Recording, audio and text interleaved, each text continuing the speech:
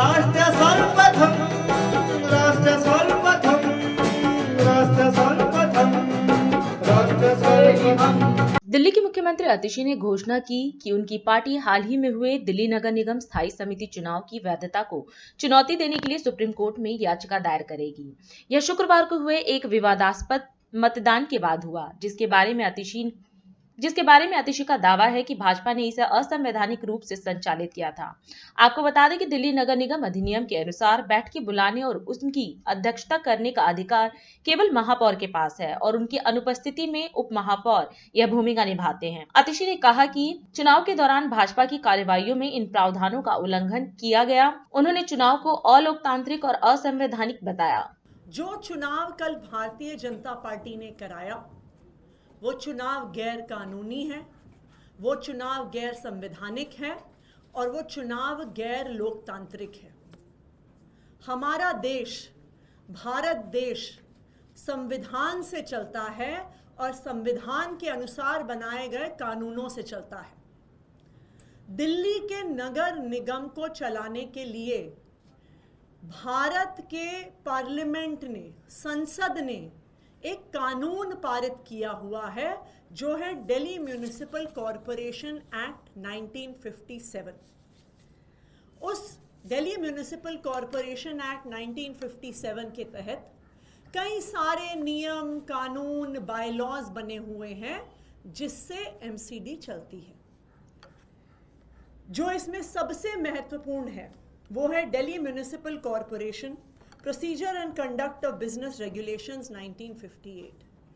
यानी दिल्ली नगर निगम में होने वाली कोई भी कार्यवाही संविधान के अनुसार बने हुए दिल्ली म्युनिसिपल कॉरपोरेशन एक्ट और उस एक्ट के तहत बने हुए रेगुलेशंस के अनुसार होना होगा।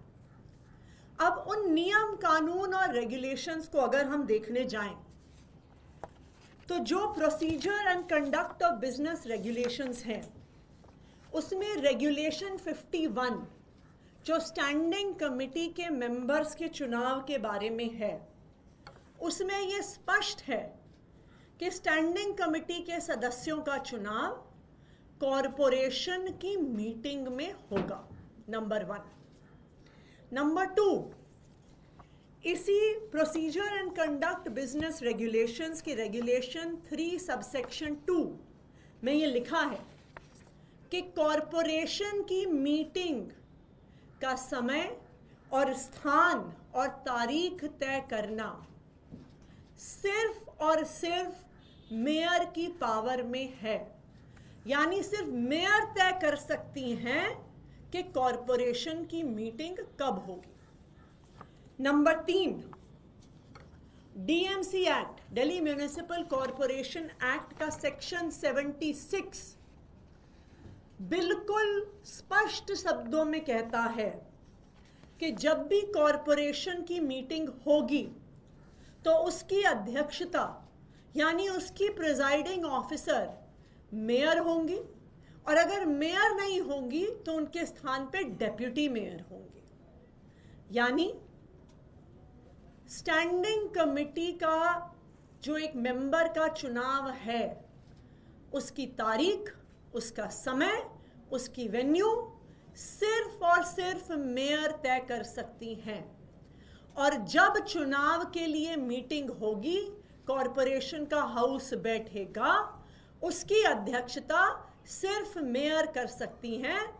ये मैं नहीं कह रही, ये देश का कानून कह रहा है, दिल्ली म्युनिसिपल कॉरपोरेशन एक्ट कह रहा है, उस एक्ट के तहत बने हुए बायलॉज और रेगुलेशंस कह रहे हैं।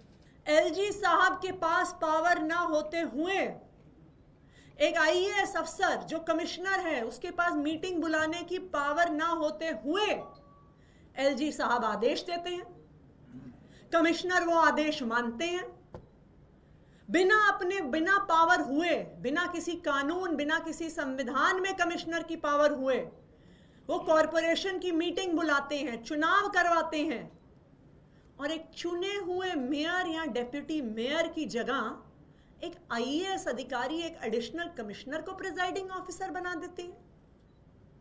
हर स्तर पर भारतीय जनता पार्टी ने, एलजी साहब ने और उनके अफसरों ने कल का जो गैर कानूनी चुनाव करवाया, उन्होंने उसमें संविधान की धज्जियां उड़ाई, लोकतंत्र की धज्जियां उड़ाई। आज ही सुप्रीम कोर्ट में पिटीशन फाइल होगी, क्योंकि जो चुनाव कल भारतीय जनता पार्टी ने हाउस में कराया है, ये बिल्कुल गैर कानूनी है। तो इस गैर लोकतांत्रिक चुनाव के खिलाफ हम लोग सुप्रीम कोर्ट जाएंगे और आज ही सुप्रीम कोर्ट में इस गैर कानूनी, गैर संवैधानिक, गैर लोकतांत्रिक चुनाव के खिलाफ हम एप्लीकेशन डालेंगे। राष्ट्र सर्वप्रथम, राष्ट्र सर्वप्रथम, राष्ट्र सर्वप्रथम, राष्ट्र सर्वप्रथम।